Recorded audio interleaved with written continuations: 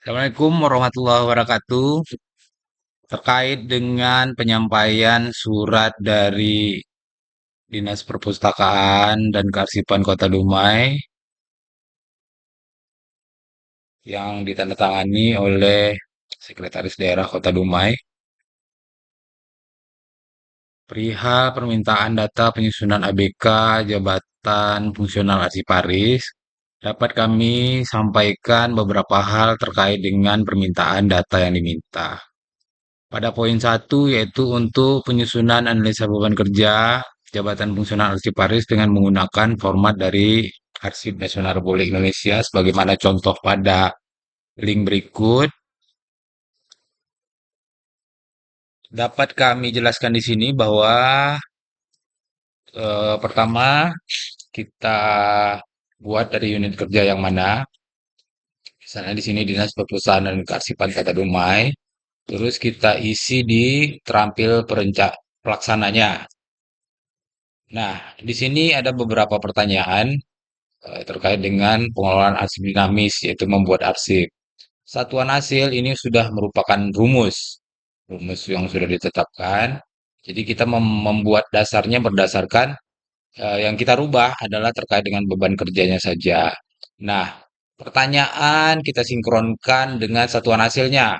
Contoh, membuat arsip. Membuat arsip itu terdiri dari beberapa kegiatan, yaitu membuat konsep naskah, dinas sesuai dengan tata naskah dinas, mencatat, meregistrasi, mendistribusi, mengendalikan. Nah, kita lihat di satuan hasilnya, nomor atau surat. Berarti yang ditanyakan jumlah keseluruhan surat yang dihasilkan dari kegiatan ini, gitu. Ini bukan kegiatan perorangan, tapi kegiatan dari suatu instansi atau dari perangkat daerah tersebut. Waktu penyelesaian juga ini sudah merupakan rumusnya. Yang kita rubah adalah beban kerjanya saja. Contoh di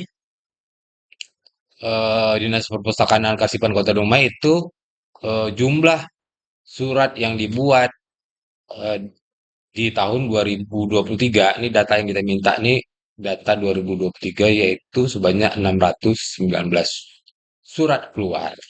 Nah, otomatis nanti yang lainnya mengikuti eh, hasilnya, gitu. Hasil pegawai yang dibutuhkan ini sesuai dengan isi ini. Misalnya kalau kita rubah misalnya ini suratnya yang kita buat itu sebanyak 3.000 surat, maka 3.000 misalnya itu akan merubah jumlah pegawai yang dibutuhkan berapa di sini perkaliannya. Kaliannya jadi berubah gitu. Nah, berikutnya juga ada penerimaan arsip. Berarti surat yang kita terima ada berapa banyak. Melakukan pemberkasan arsip ini udah otomatis ada rumusnya di sini. Jadi ini kejumlahan antara jumlah ini, jumlah yang surat yang diterima dan surat maaf, ini surat yang dikeluarkan atau yang kita buat dan surat yang kita terima. Pemberkasan arsipnya merupakan total keseluruhan. Begitu juga untuk pertanyaan-pertanyaan selanjutnya, kita sesuaikan pertanyaannya. Terus dengan satuan hasilnya kalau dia diminta nomor, ini berarti kan jumlah nomor yang berapa banyak. Nomor yang untuk pengolahan arsip statis. Melakukan restorasi arsip kertas dan segala macamnya. Nah, kegiatan-kegiatan ini disesuaikan dengan kegiatan yang ada di instansi atau perangkat daerah Bapak Ibu masing-masing. Begitu juga untuk mahir lanjutan. Kita sesuaikan pertanyaannya, kita lihat satuannya apa, kemudian kita sesuaikan dengan data pendukung yang ada di sini. Contohnya nih pengolahan arsip dan melakukan pembekasan arsip terjaga. Ada berapa banyak surat yang kita berkaskan terkait dengan arsip terjaga.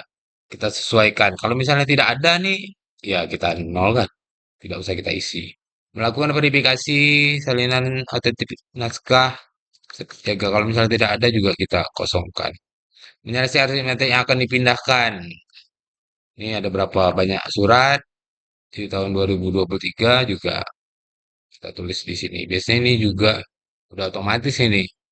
menyelesaikan arsip inaktif yang akan dipindahkan. Misalnya kalau ini kan kita perhatikan di sini nanti kalau misalnya sudah ada rumus seperti ini berarti dia sinkron antara data satu dan data berikutnya.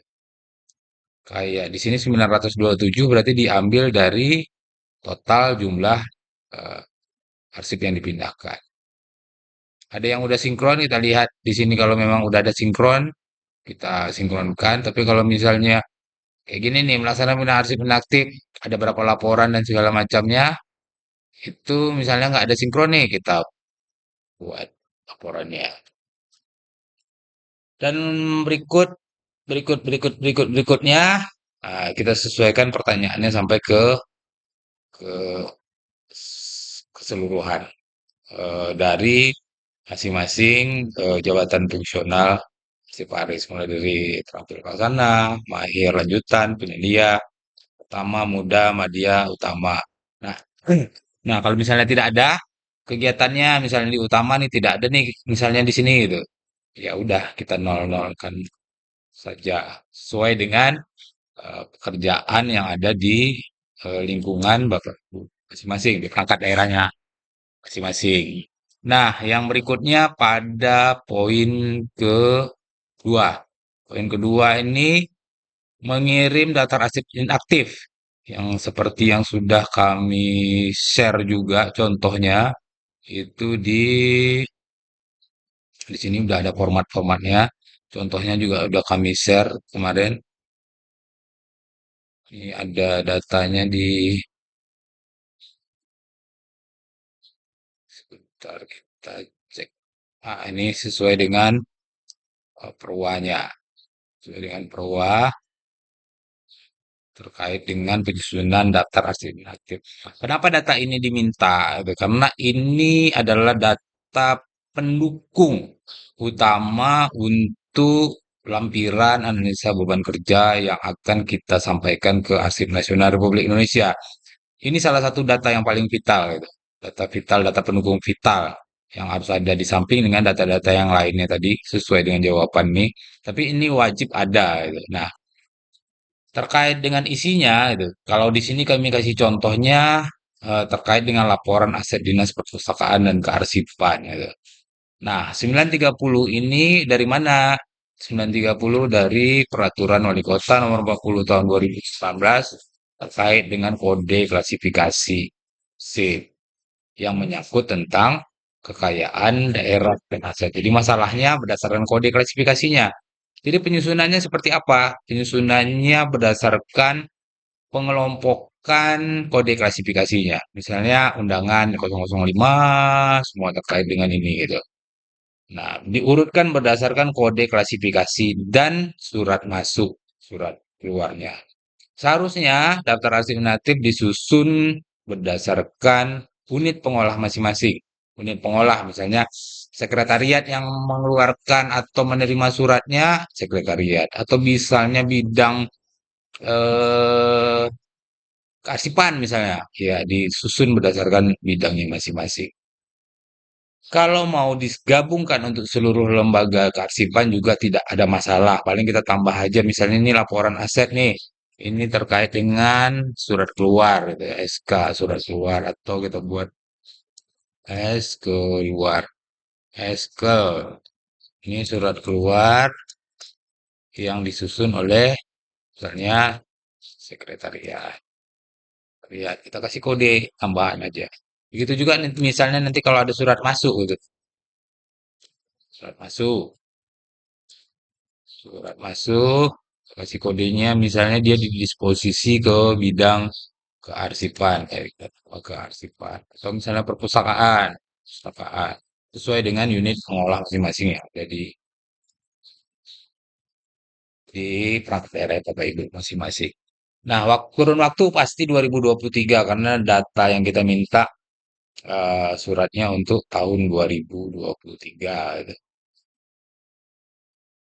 Kalau masa retensi, panduannya di mana? Panduannya kita bisa searching jadwal retensi masing-masing eh, kelembagaan gitu.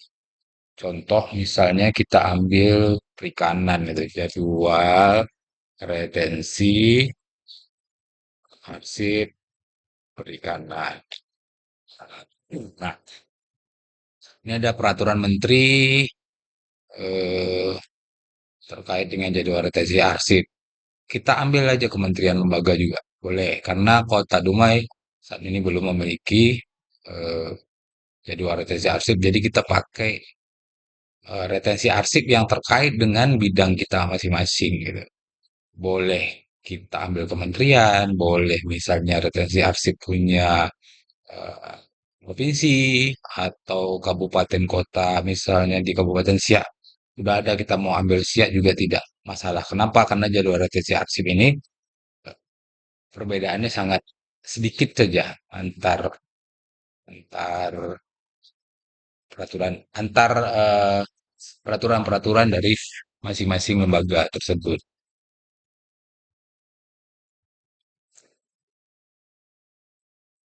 Kebuka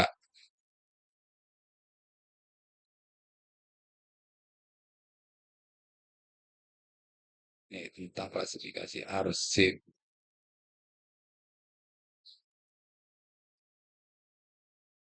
Ini tentang JRA nih.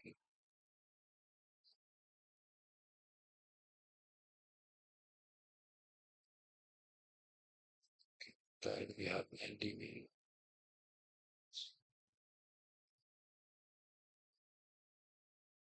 kita cari aja yang komplit gitu, yang ini tinggal searching aja. Searching terkait dengan masing-masing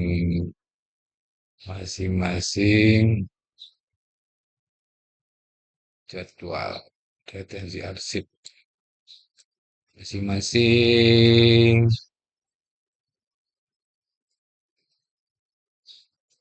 bidangnya masing-masing. Ini ada yang kita preview, kita coba review.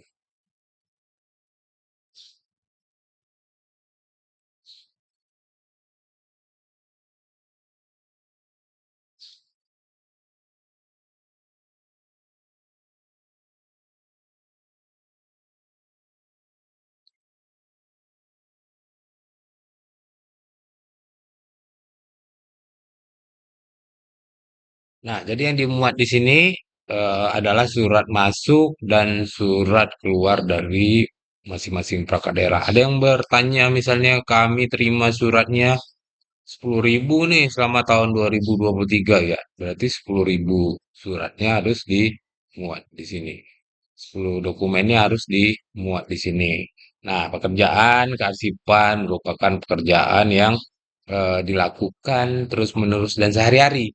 Jadi kalau memang terima surat ya langsung kita input ke dalam daftar ininya. Jadi kalau kerjanya kerja yang dikerjakan dalam jangka waktu setahun, dikerjakan sehari tentu mengalami eh,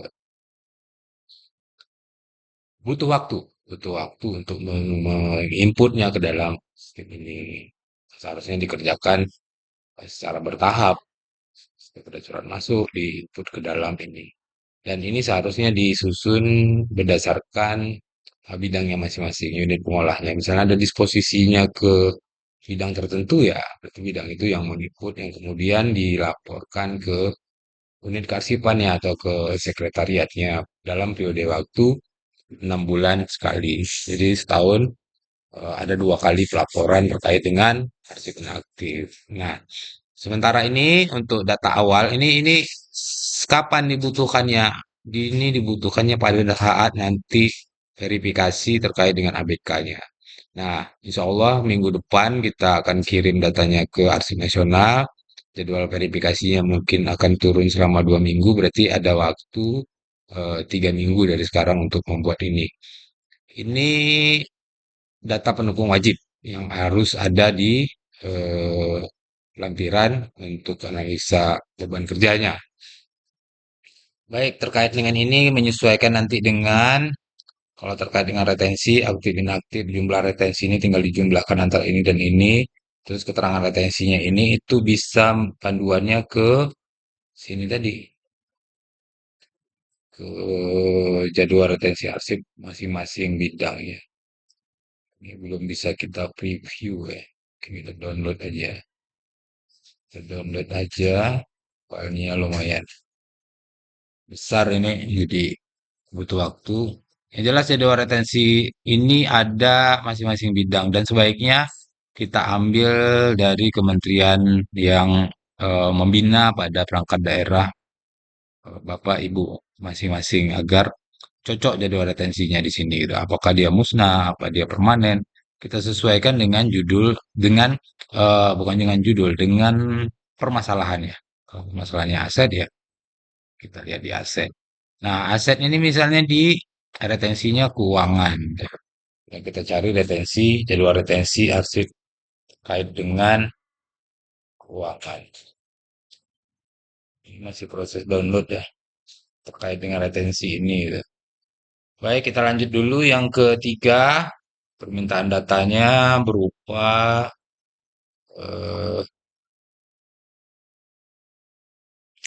tiga itu mengirimkan daftar unit pengolah, kelompok jabatan fungsional, bidang unit pelaksana teknis. Jadi Bapak Ibu buat tabel saja, misalnya dinas, perpustakaan dan kearsipan itu ada tiga unit pengolahnya. Yang pertama, sekretariat dinas perpustakaan dan kearsipan.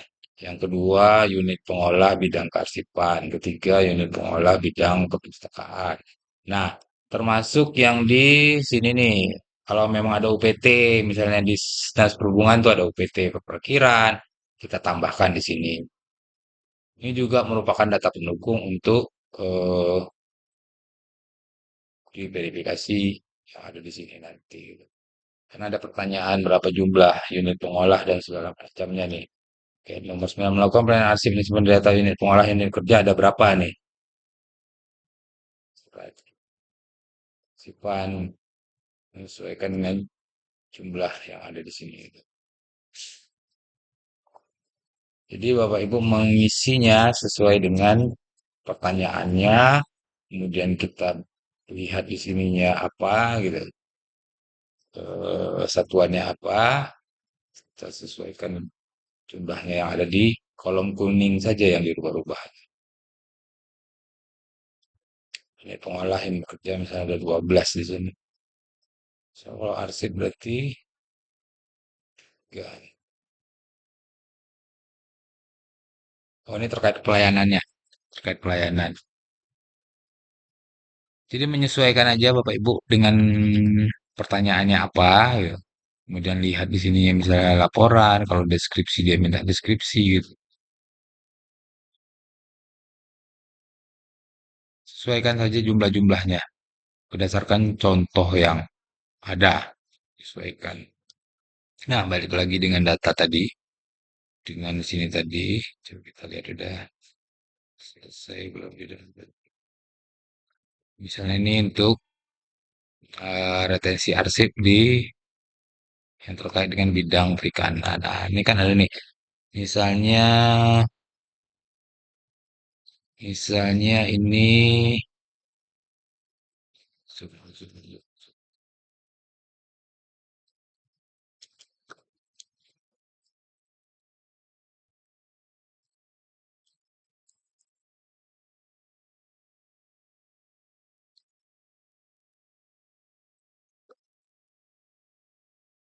misalnya terkait dengan kegiatan sosialisasi yang substantif.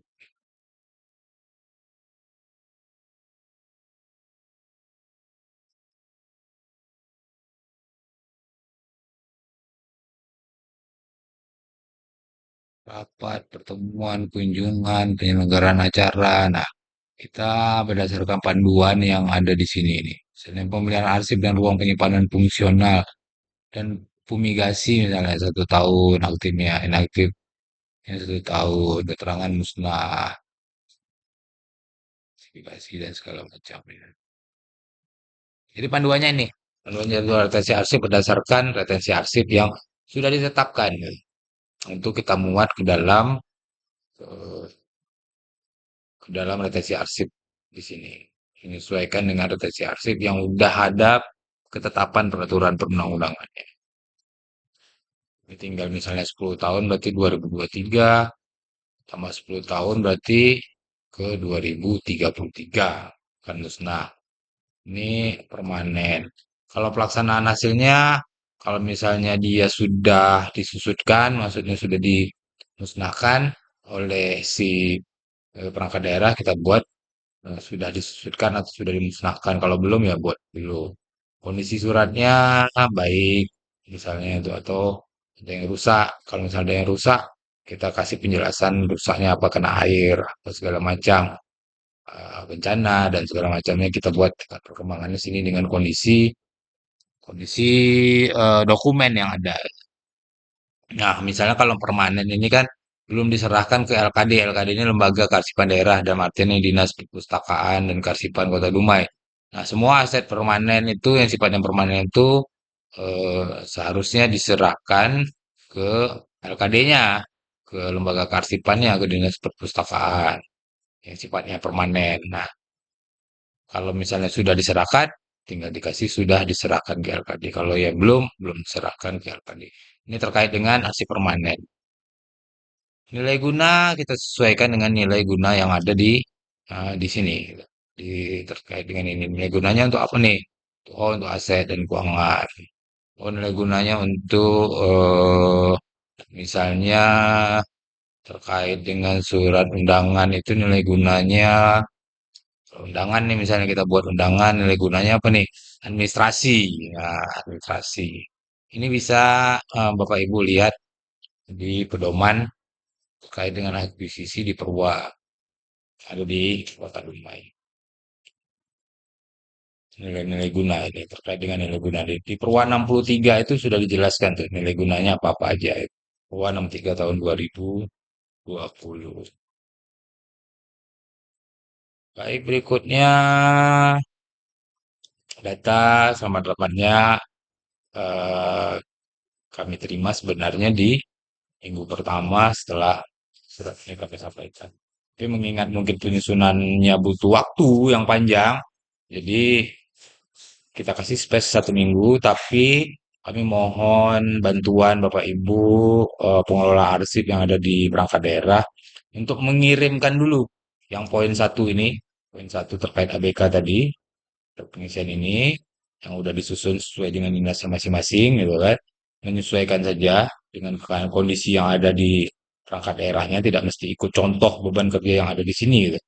Misalnya pekerjaannya nggak ada ya tidak usah. Tapi ini bukan pekerjaan perorangan, tapi pekerjaan sebuah instansi atau lembaga. Bapak Ibu mungkin sudah sangat memahami nih terkait penyusunan ABK, terutama yang ada di lingkungan kesekretariatan dari masing-masing perangkat daerahnya, karena mungkin dari bagian organisasi sudah memberikan penjelasan yang lebih lengkap terkait dengan penyusunan ABK.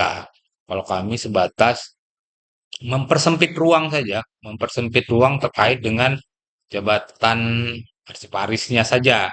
Dan sudah kami kelompokkan ke masing-masing eh, jenjang dari arsiparis tersebut. Mulai dari terampil pelaksana, mahir, pelaksana lanjutan, pengelia pertama sampai dengan yang utama. Kita sesuaikan aja dengan kondisi pekerjaan yang ada di masing-masing perangkat daerah. Dan ini adalah proyeksi. Proyeksi berapa kira-kira arsiparis yang akan dibutuhkan nanti di masing-masing perangkat daerah Bapak dan Ibu gitu. Jadi jangan mengira bahwa oh kami nggak ada arsiparis di sini gitu. Nah, justru karena belum ada itulah maka kita susun proyeksinya kira-kira kebutuhan arsiparis di tempat Bapak Ibu ada berapa banyak. Mulai dari terampil sampai ke utama nantinya. Jadi diisi disesuaikan saja ya, ya yang diisi cuman di kolom kuningnya ini menyesuaikan dengan pertanyaannya. Kita lihat satuan hasilnya apa, kemudian kita hitung beban kerjanya berapa. Kalau yang lain-lain ini waktu penyelesaian, waktu EPT bekerja, ini sudah merupakan rumus yang ada di dalam eh, formulir ini, di dalam form ini. Baik, mungkin itu saja yang bisa kami sampaikan.